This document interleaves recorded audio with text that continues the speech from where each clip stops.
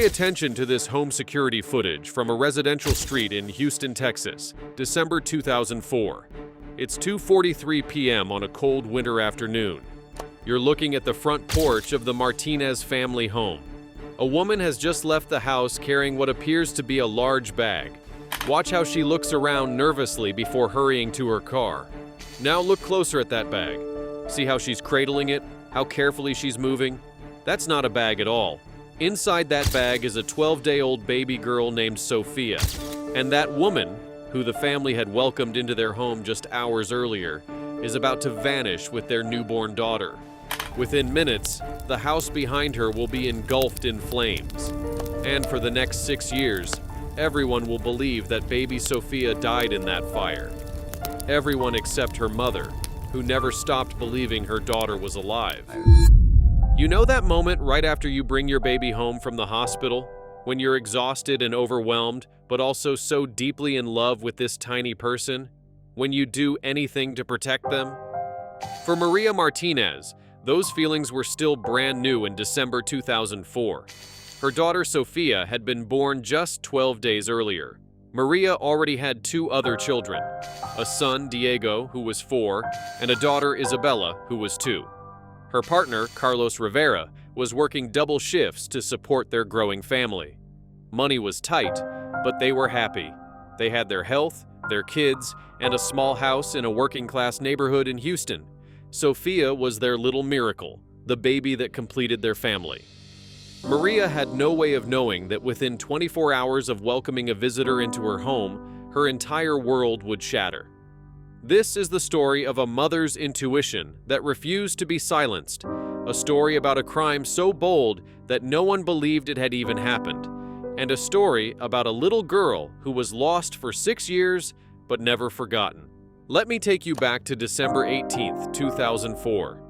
Maria was still recovering from Sofia's birth. She was tired, the kind of bone-deep exhaustion that comes with caring for a newborn while also looking after 2 toddlers. Carlos was at work, and Maria was managing everything on her own. That afternoon, around 2 p.m., there was a knock at the door. Standing on the porch was a woman Maria had met only once before, at the hospital when Sofia was born. Her name was Elena Diaz, and she'd introduced herself as a distant relative of Carlos, some kind of cousin, though the family connection was vague and confusing. Elena had visited them at the hospital, cooed over baby Sofia, congratulated them. It had seemed like a nice gesture at the time, a little odd that she'd shown up out of nowhere, but not threatening, just family being family. Now here she was again, asking if she could come in and see the baby. Maria hesitated. She didn't know Elena well, but the woman seemed friendly, and it was cold outside, so she let her in. Elena admired Sofia, held her for a few minutes while making small talk with Maria. She asked about the other kids, about how Maria was feeling, normal conversation. After about 20 minutes, Elena said she needed to use the bathroom and headed upstairs. She was up there for longer than seemed normal. Maria called up to ask if everything was okay. Elena said yes, she'd just gotten turned around looking for the bathroom and had accidentally wandered into the nursery. She'd be right down. When Elena came back downstairs, she thanked Maria for her hospitality and said she needed to get going. She had left a large tote bag by the door, said it had Christmas presents for the kids in it, but she'd give them those another time. Maria walked her to the door, grateful that Diego and Isabella had been napping through the visit and Sofia was still sleeping peacefully upstairs in her crib. She watched Elena drive away. Then she went to check on Sofia. The nursery was empty. The crib was empty. At first, Maria's brain couldn't process it. Maybe Carlos had come home early and taken the baby. But his car wasn't in the driveway. Maybe she'd somehow confused which room Sofia was in? But no, she'd put Sofia down for her nap in the nursery just before Elena arrived. Panic set in.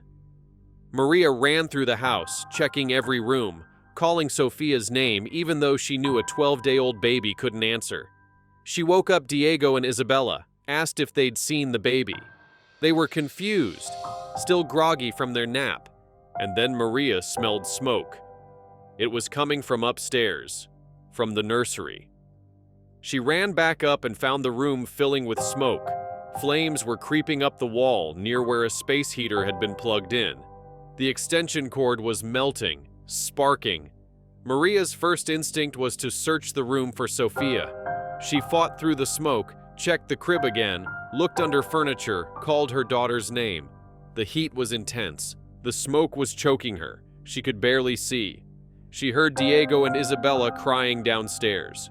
With burns forming on her hands and face, Maria made the agonizing decision to get her other children out of the house. She ran downstairs, grabbed Diego and Isabella, and got them outside just as neighbors started running over to help. Someone called 911. Fire trucks arrived within minutes. Firefighters stormed the house and quickly contained the blaze, which was mostly limited to the nursery. And then they did a search of the room for the baby everyone was screaming about. They found nothing. No body, no remains, nothing. When the fire marshal investigated, he determined the blaze had started from an overheated extension cord connected to a space heater. A tragic accident. And the baby? Well, the fire had burned so hot in that one corner of the room that any small remains would have been completely incinerated. That was their conclusion. But Maria knew better. She told everyone who would listen. Sofia hadn't been in that room when the fire started. Someone had taken her. Elena had taken her. The police investigated. They tracked down Elena Diaz, or the woman who'd been using that name. But there was no evidence of kidnapping. No witnesses saw Elena leave with a baby. The neighbors confirmed they'd seen her leave before the fire started, but no one saw her carrying anything suspicious. Elena claimed she'd left the house, gone home, and knew nothing about a fire or a missing baby. She seemed shocked and concerned when police questioned her. Without evidence, without remains, the case was closed as a tragic accidental death. The baby was presumed dead in the fire, but Maria refused to believe it. She knew in her bones that Sofia was alive. Somewhere out there, her daughter was breathing, growing, living. Everyone thought Maria was in denial, that her grief was making her cling to an impossible hope. Even Carlos, devastated by the loss, eventually accepted that their daughter was gone. But Maria never stopped looking. For 6 years, Maria Martinez lived in a special kind of hell. She mourned her daughter every single day. But unlike most parents who lose a child, Maria didn't have closure. She didn't have a body to bury, a grave to visit. She had only her unshakable belief that Sofia was alive somewhere. She kept Sofia's room exactly as it had been before the fire, after the repairs were done. She celebrated Sofia's birthday every year, buying a small cake, making a wish for her daughter's return. Diego and Isabella grew up hearing stories about their baby sister who'd been stolen. Carlos tried to move forward. He loved Maria, but her obsession with Sofia was tearing their relationship apart. They eventually separated, though they remained on good terms for the sake of their other children. Maria spent every spare moment she had searching. She looked at every little girl she passed on the street, wondering if it could be Sofia. She joined missing children advocacy groups. She put up flyers. She pestered the police department regularly, begging them to reopen the investigation. But without new evidence, there was nothing they could do. In January 2010, Maria received an invitation to a birthday party for a co-worker's daughter. The party was being held at a community center, and lots of people from the neighborhood would be there. Maria almost didn't go. She wasn't feeling particularly social, but her other kids wanted to, so she agreed. The party was crowded, noisy, full of running children and stressed parents. Maria was helping Isabella with a plate of food when she saw her. A little girl, maybe 6 years old, with dark hair and brown eyes. She was laughing at something another child had said. Her face lit up with joy, and Maria's heart stopped. The girl looked exactly like Diego and Isabella had at that age. Same nose, same smile, same dimple in her left cheek. Even the way she tucked her hair behind her ear was familiar. Maria watched the girl for several minutes, her mind racing. It couldn't be. Could it? The girl was the right age, and there was just something about her. Maria approached casually, asked the girl what her name was. The girl said her name was Valeria Diaz. She was there with her mom, Elena Diaz, the same woman who'd been in Maria's house the day of the fire. Maria's hands were shaking. She knew she needed to be smart about this. She couldn't just accuse Elena in the middle of a children's birthday party. She needed proof. She spent the rest of the party watching Valeria and Elena. The way Elena was with the girl seemed off somehow. Not warm or affectionate, more possessive, controlling. When Valeria tried to play with other kids, Elena would call her back, keep her close. Near the end of the party, Maria saw her opportunity. Valeria had gotten some candy stuck in her hair, gum or taffy or something sticky. Elena was fussing with it, getting frustrated. Maria walked over and offered to help. She had raised 3 kids. She knew all the tricks for getting stuff out of hair. Elena reluctantly agreed. Maria worked carefully, getting the candy out strand by strand, and in the process, she managed to pull a few loose hairs free and slip them into her pocket. She needed DNA evidence, and now she had it. Maria knew that going to the police with a handful of hair and a gut feeling wasn't going to be enough. She'd been dismissed too many times before, so she reached out to a local state representative who'd been sympathetic to her story over the years. She explained what had happened at the birthday party, showed him photos of Valeria from social media that she'd managed to find, and begged him to help her get the police to take her seriously.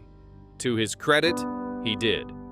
He made some calls, pulled some strings, and convinced the Houston Police Department to at least test the hair. The DNA test took 3 weeks. They were the longest 3 weeks of Maria's life. When the results came back, they confirmed what Maria had known in her heart for 6 years. Valeria Diaz was genetically her daughter. She was Sofia Martinez. Police immediately opened an investigation into Elena Diaz, and what they discovered was disturbing. Elena had a history of mental health issues and had been obsessed with having a child for years. She'd had multiple miscarriages and was told she couldn't carry a pregnancy to term. Her marriage had fallen apart because of it. When she'd met Carlos Rivera through a distant family connection, she'd learned about Maria's pregnancy. She'd attended the hospital visit not as a well-wisher, but as someone scoping out her target. Elena had planned the kidnapping carefully. She'd visited the house the day before the fire, pretending she'd left her purse so she could familiarize herself with the layout. She'd brought the space heater and extension cord with her, hidden in her bag. The day of the kidnapping, Elena had gone upstairs to use the bathroom and had actually taken Sofia from her crib and hidden her in that large tote bag. Then she'd set up the space heater fire to make it look like the baby had died. By the time Maria discovered Sofia was missing and the fire started, Elena was already blocks away with the baby. For 6 years, Elena had raised Sofia as her own daughter, moving to a different part of Houston, changing her last name slightly, and creating an entirely new identity for the child. She'd forged a birth certificate, enrolled Valeria in school, and lived as if nothing was wrong. Remember that security footage from the pre-intro? Police went back through the Martinez family's neighborhood surveillance archives from December 2004.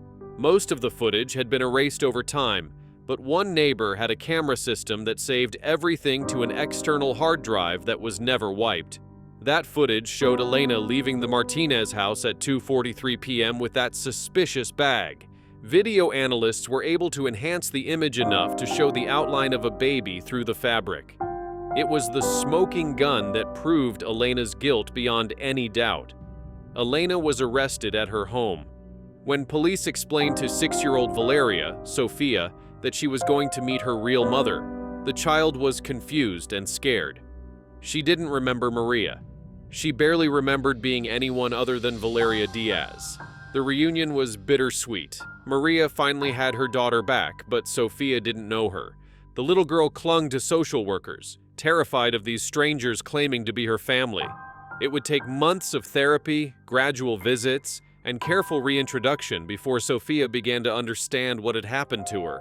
She'd been too young to remember the kidnapping, but not too young to be traumatized by suddenly being taken from the only mother she'd ever known.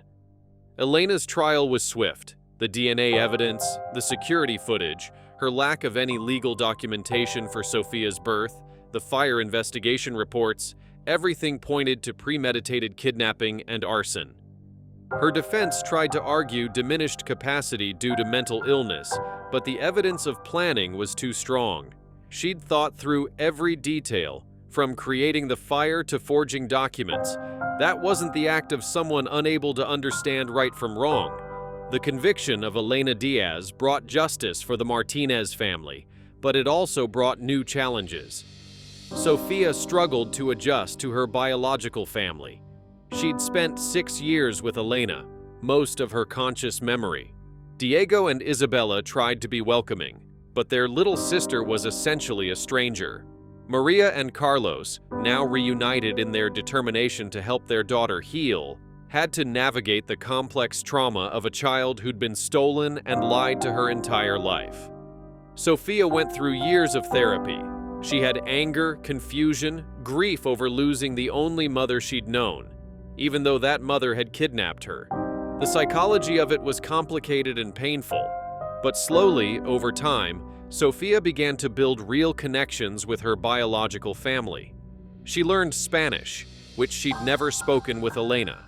She discovered she had Carlos's sense of humor and Maria's stubborn determination. She found her place.